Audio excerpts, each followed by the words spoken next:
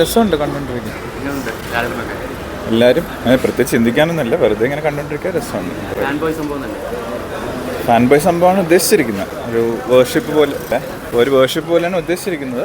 അത് ഈ പറഞ്ഞ തിയേറ്റർ വിട്ടിറങ്ങിയാൽ പിന്നെ അതിനെപ്പറ്റി ചിന്തിക്കാനൊന്നുമില്ല, തിയേറ്ററിൽ ഇരുന്ന് കാണാം, അത്രേ ഉള്ളൂ.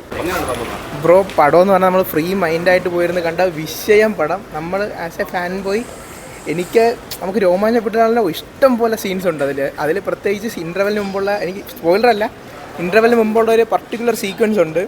അതെന്ന് പറഞ്ഞാൽ കുറേ മ്യൂസിക്കും അതിൻ്റെ ഇതൊക്കെ കേട്ട് ഞെട്ടിത്തെറിച്ചിരുന്നു പോകും, അത്രയ്ക്ക് അടിപൊളിയാണ്.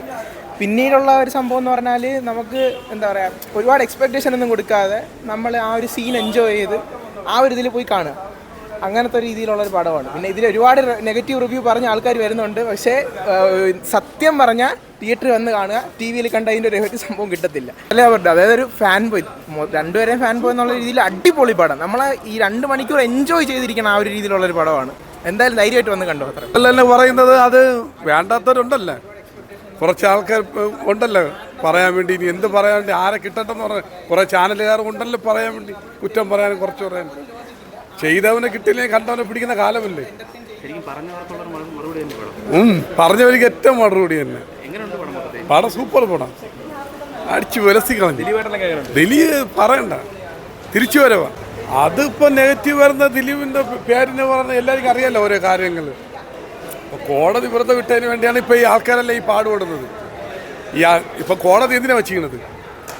ഇപ്പം ഞാൻ കുറ്റം ചെയ്ത് എന്നെ പിടിച്ച് കോടതിയിൽ കൊണ്ടുപോയി കോടതി എന്നെ വെറുതെ വിട്ടുന്ന പിന്നെ അവിടെ എന്ത് സംസ്ഥാനമായിരിക്കുന്നത്?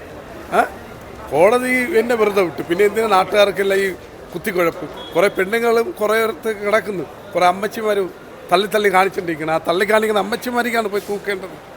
സൂപ്പർ പടം, കൊള്ളാം. മോഹൻലാൽ അടിപൊളി, നെഗറ്റീവ് ഒന്നുമില്ല, എല്ലാം അടിപൊളി, സൂപ്പർ സിനിമ, അടിപൊളി, സൂപ്പർ, നന്നായിരുന്നു, സൂപ്പർ. എന്താണ് ഇഷ്ടപ്പെട്ട പടം? പ്ലസ് ലാലേട്ടൻ, പിന്നെ ദിലീപിന്റെ കംബാക്ക്, എല്ലാം കൊണ്ടും സൂപ്പർ. ഒരു വൈബ് പടം, ഫുള്ള് രസമാണ് കണ്ടോണ്ടിരിക്കുന്നത്. രണ്ടുപേരും സെറ്റ്. ലാലേട്ടൻ വന്നപ്പോൾ നല്ല സെറ്റായിരുന്നു. പിന്നെ ധ്യാനിന്റെ വിനീത് ശ്രീനിവാസിന്റെ കോംബോ എന്ന് പറഞ്ഞാൽ ഭയങ്കര ചിരിയായിരുന്നു. നല്ല കിടിലൻ സിനിമ,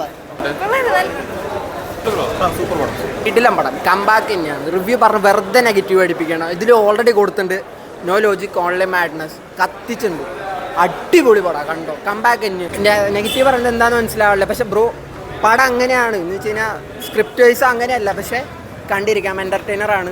പിന്നെ ഭയങ്കര എൻഗേജിങ്ങുമാണ്. വെറുതെ നെഗറ്റീവ് അടിച്ചുകൂടാ. പിന്നെ അറിയാലോ, ഓൾറെഡി ഹെയ്റ്റുള്ള കാരണം കുറേ ഫെമിനിസ്റ്റുകളും കുറേ ആൾക്കാരും വെറുതെ പറയുന്നുണ്ട്.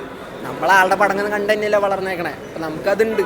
പക്ഷെ നമ്മളെന്നാലും ആ അതിജീവിതയ്ക്കൊപ്പം തന്നെയാണ്. പക്ഷേ കോടതി വിധി വരെ വന്നു, നമുക്ക് കാത്തിരിക്കാം. പടം കിട്ടില്ലെന്നില്ല.